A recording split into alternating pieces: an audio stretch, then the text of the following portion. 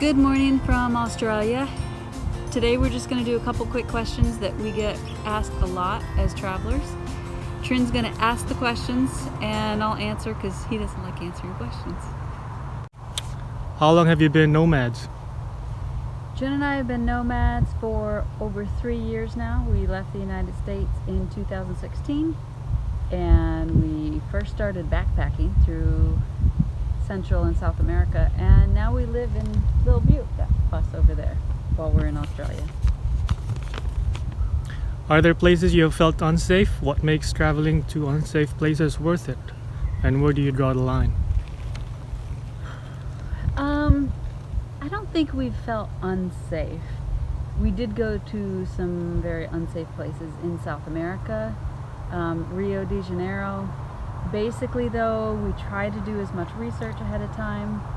In Rio, we didn't carry anything valuable with us. In most of Central and South America, we just dressed as normal as possible with the locals, nothing fancy. Not that we ever dressed fancy, actually. So we just try to fit in and not be a target. And where do we draw the line? And especially here in Australia, we feel very safe. It's a very safe country. There's always danger anywhere you go, but it's quite safe here. And where do we draw the line? That line's probably different for everybody. We didn't go to Venezuela because it is extremely dangerous there, and many people warned us that we might just die. We don't really want to die on this trip. We went into some places where maybe we might get mugged. We still wanted to see the places, and we were fine. We just tried to stay safe. How do you decide where to go? Well, we use Google Maps a lot, and both of us will sit there and Google and research cool places to go, things to see. Sometimes I even look at a satellite view of Google Maps to see some formation that looks interesting, and I'll put in pins in a Google map and share it with Trinity. He does a lot of the trip planning, so he'll then decide our route and tries to get all of those pins in that route. Here in Australia, we also use wiki camps, which is great for finding great free campsites and points of interest. How do you handle finances? Do you carry a lot of money?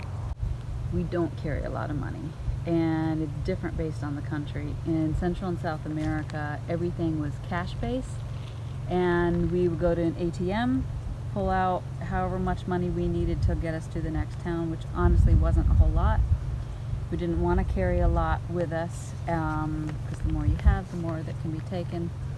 That was cash-based. Here in Australia, it's our credit cards. We rarely have much cash on us at all. Do you ever want to strangle your spouse? I actually get this question a lot. How do you handle so much time together? It works for Trin and I. We met at work. We sat next to each other at work. We always carpooled. We always did errands together. We get along that way. Not that it's a bad relationship. If you do need time apart, every relationship is different. He stays up later, I get up earlier, so the night, morning, kind of our little alone time.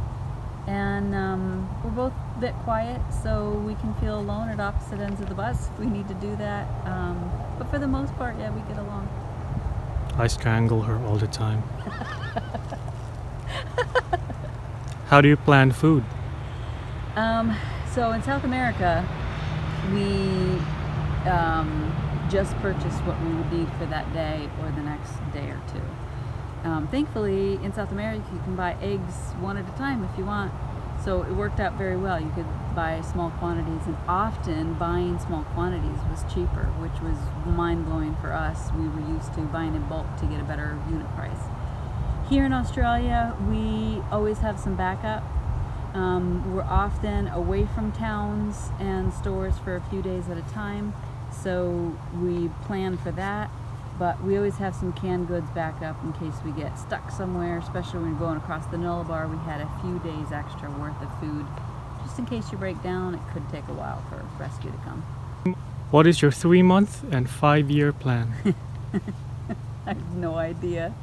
I'm not even sure where we're staying tonight.